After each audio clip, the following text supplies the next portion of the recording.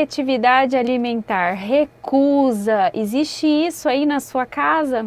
Seu filho também está tendo dificuldade com alguns alimentos ou com vários alimentos? É sobre esse assunto que nós vamos falar hoje e eu quero que você fique até o final para acompanhar todos os detalhes. Eu sou Larissa Amorim, nutricionista, e estou aqui junto com a rádio, com esse programa maravilhoso Nutrivida, para falar um pouquinho mais sobre a alimentação dos nossos pequenos. Bora lá? O que seria a seletividade alimentar? Então, a seletividade alimentar ela é marcada principalmente ali no período após os 2 anos de idade das crianças. A gente começa a notar que eles fazem essas recusas alimentares. O que eu mais escuto no consultório é: doutora, mas ele comia tão bem, ele aceitava tudo, na introdução alimentar foi super tranquilo e agora tudo que eu vou dar, ele recusa. Tudo que eu ofereço, ele recusa. Então, essa recusa dos alimentos específicos ou de grupos alimentares que tem um sabor, uma textura ou uma aparência particular é muito comum nessa faixa etária. E se a gente não está preparado para saber como lidar com essas crianças nesse momento, muitas vezes essa seletividade se estende até a fase adulta. O desinteresse por alguns alimentos, pouco apetite, isso tem acontecido aí na sua casa? Então é aqui que a gente vai trabalhar um pouquinho. Quando normalmente acontece, é o que eu falei, normalmente a partir dos 2 anos de idade, após algum trauma, devido a problemas gastrointestinais, como assim? Dor abdominal, gastrite, queimação, diarreias frequentes ou constipação, que seria o intestino preso, né? O espectro autismo também, ele do autista tem muito disso. As crianças com espectro autista têm uma relação muitas vezes ruim com os alimentos e algumas carências nutricionais. Como que a gente vai tratar isso, né? Então, a terapia nutricional, ela vem de encontro para ajudar as mães, para nos ajudar aí diariamente com a alimentação dos nossos pequenos. Principalmente desinflamando o organismo dessas crianças. Tem alguns alimentos especificamente que auxiliam nessa inflamação, pioram o quadro inflamatório. Vou citar alguns. Os alimentos industrializados, embutidos, enlatados, são alimentos que inflamam muito mais o nosso organismo. Excesso de carboidrato, excesso de açúcar, o glúten muitas vezes, a lactose muitas vezes, porque o nosso intestino nem sempre está de acordo com o volume que está sendo ingerido desses alimentos. Né?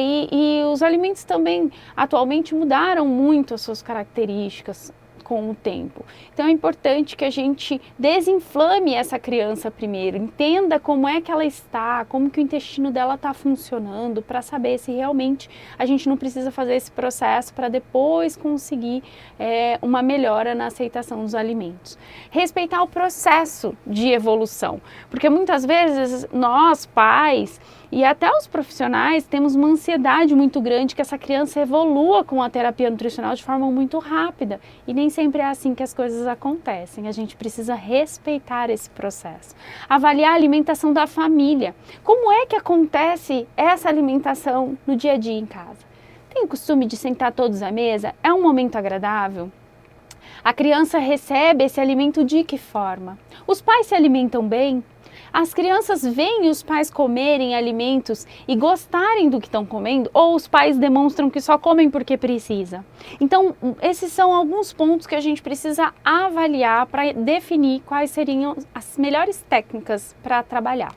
Quais as técnicas de tratamento? O food chaining, que é um termo em inglês que vai mostrar para a gente identificar os alimentos que a criança mais gosta e tentar trazer ali dentro da terapia nutricional, dentro do consultório, alimentos parecidos, com sabores semelhantes, com crocâncias parecidas, para que a criança possa começar a ter uma aceitação melhor. Eu gosto muito desse desenho porque ele demonstra esse crescimento e desenvolvimento do processo de aceitação da criança. Então, primeiro a gente precisa fazer a criança tolerar o alimento está na mesa. Tem criança que não tolera nem que o alimento esteja próximo a ela.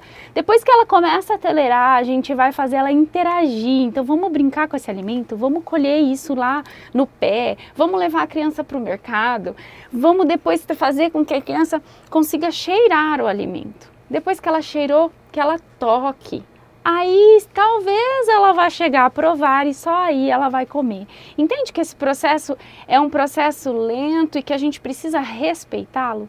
E essa exposição ela precisa acontecer de forma gradual. A gente não pode querer chegar chegando e falando, tem que comer, tem que comer. Não é assim que as coisas funcionam. É impressionante o desenvolvimento quando a gente respeita esse processo da criança, o quanto a gente vai ganhando espaço e eles vão aceitando e a alimentação vai ficando algo muito mais leve e saboroso.